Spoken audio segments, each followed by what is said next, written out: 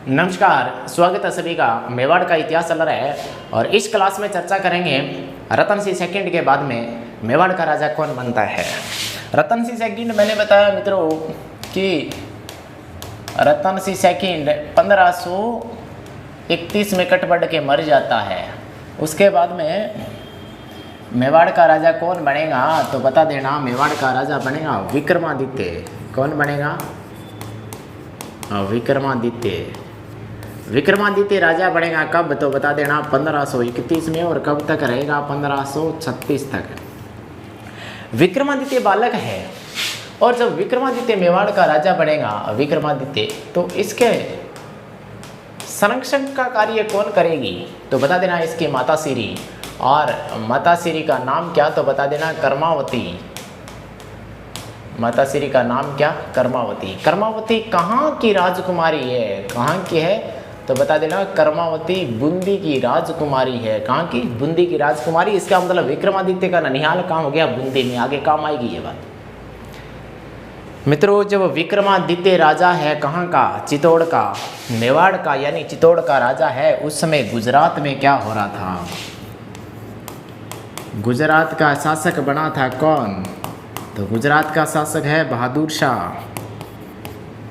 गुजरात का शासक कौन है तो बता दीजिएगा। बहादुर शाह। बहादुर शाह ने क्या किया? बाल्य अवस्था में जब विक्रमादित्य राजा बनता है तो अल्प अवस्था का ये सोचता है बहादुर शाह कि ये तो बच्चा है, बालक है, क्यों नहीं इस पे अधिकार कर लिया जाए। तो बहादुर शाह ने क्या किया मित्रों?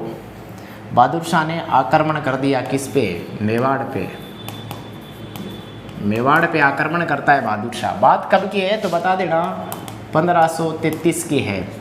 इसकी संरक्षण का कार्य कौन कर रही है तो बता देना कर्मावती माता श्री। कर्मावती ने सोचा कि मेवाड़ को बचा लिया जाए तो बहादुर शाह को धन और दौलत दे दिया जाता है। बहादुर शाह धन दौलत लेकर के और 1533 में वापस गुजरात लौट आता है। पहला आक्रमण में कर्मावती ने मेवाड़ को बचा लिया, धन दौलत, भारी धन दौलत दे दिया। किसको? बहादुर शाह को। कहाँ का राजा? गुजरात का। अब जब धन दौलत लेके वापस लौटा तो मंत्रियों ने कहा कि महाराज क्या कर दिया आपने? धन दौलत लेके लौट आए, क्यों नहीं उस पर अधिकार कर लेते थे? क्योंकि जब धन बल के नाते उन्होंने अधीनता ही स्वीकार कर ली तो आप आक्रमण करके उसको पूर्ण अधिकार भी कर लेते हैं मेवाड़ पे। तो फिर इसको पता लगा कि हाँ यार बात तो ठीक है, तो फिर इसने पुनः आक्रमण कर दिया। किस पे? चित्तौड़ पे, यानी मेवाड़ पे। कब कर रहा है पुनः आक्रमण तो बता देना 1534 में पुनः आक्रमण कर देता है। पहले आक्रमण कब किया है? पहले आक्रमण कब किया है तो बता देना 1533 में। और पुनः आक्रमण कब करता है तो 1534 को पुनः आक्रमण करता है। अब इस आक्रमण में क्या हुआ? इस आक्रमण में ये भाई साहब धन दौलत से मांगने वाला नहीं है, मानने वाला नहीं है। अब पता लग गया किसको? कर्मावती को, कि इस बार मेवाड़ को बचाना असंभव है, ये ऐसे नहीं लौटेगा, ये अधिकार करेगा। तो फिर बालक विक्रमादित्य और एक छोटा बालक कौन तो बता देना उदय सिंह। उदय सिंह और विक्रमादित्य दोनों को कर्मावती भेज देती है। कहाँ? बूंदी भेज देती है मित्रों। कहाँ भेज देती है? बूंदी। और बूंदी क्या है? इन दोनों का ननिहाल। सुरक्षित मेवाड़ से दोनों पुत्रों को बूंदी भेज देती है। कौन? कर्मावती। और कर्मावती अब बोलती है किसको तो बता देना मुख्य सेनापति है रावल, बता देना रावल बाग सिंह। रावल बाग सिंह को मुख्य सेनापति का नेतृत्व सौंप देती है मेवाड़ का, और दोनों पुत्रों को बूंदी भेज देती है अपने ननिहाल। और रावल बाग सिंह ने क्या किया? आन बान शान की लगी थी राजपुताने की, तो केसरिया बाना धारण कर लिया। केसरिया बाना। और कर्मावती क्या करेगी तो बता देना जौहर करेगी। जौहर और केसरिया से पहले कर्मावती ने क्या किया? मेवाड़ की रक्षा के लिए एक उपाय सोचा। अब वो उपाय ये था कि कर्मावती ने हुमायूं को राखी भेजी। किसको? हुमायूं को। हुमायूं से सहायता मांगी है मित्रों। इतिहासकार कहते हैं कि हुमायूं समय पे पहुंच नहीं पाया था। कुछ इतिहासकार लिखते हैं कि बहादुर शाह ने सैनिक भेज के बताया था हुमायूं को कि तू मत आना, मैं अधिकार कर लेता हूँ। यार अपन लोग क्यों लड़े, ये राजपुताना वाले हैं, इनका साम्राज्य नष्ट कर देते हैं। खैर जो भी हो, हुमायूं सहायता देने के लिए नहीं पहुंच पाया समय में। ऐसे में क्या हुआ? कर्मावती ने जौहर कर लिया और रावल रतन सिंह ने क्या कर लिया?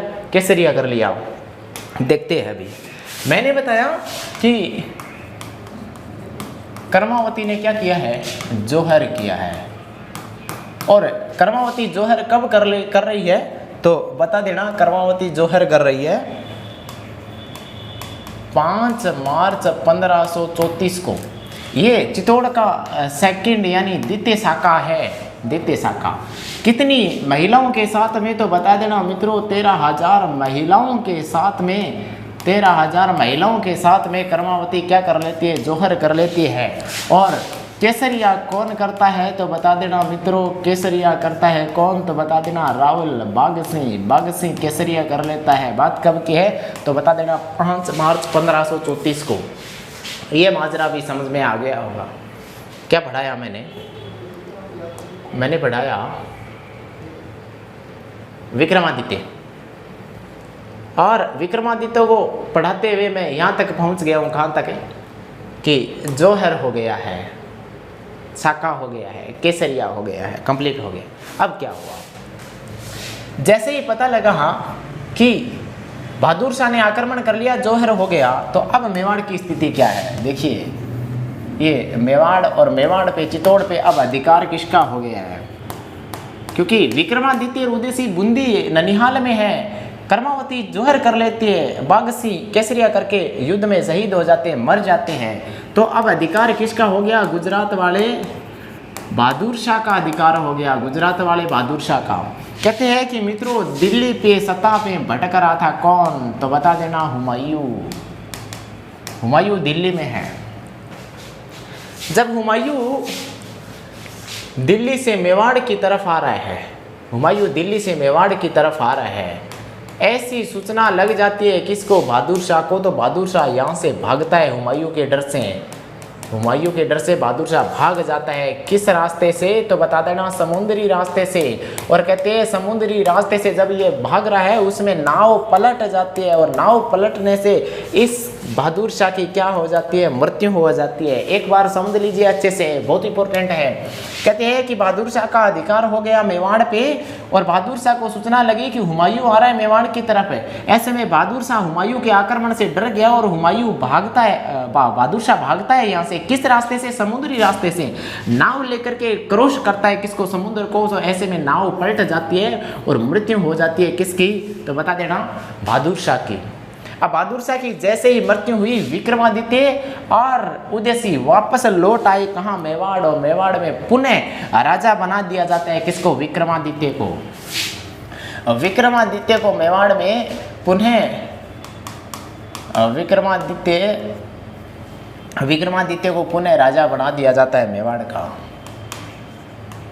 विक्रमादित्य को ये पुनः मेवाड़ का राजा बनता है। अब क्या हुआ, कहते हैं कि एक दासी पुत्र, कौन, दासी पुत्र, जिसका नाम क्या तो बता देना, वनवीर।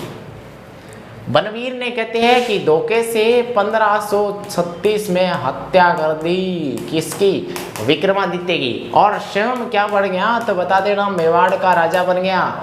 1536 में हत्या करता है तो 1536 में विक्रमादित्य राजा बन जाता है मेवाड़ का, और 1540 तक रहता है मित्रों।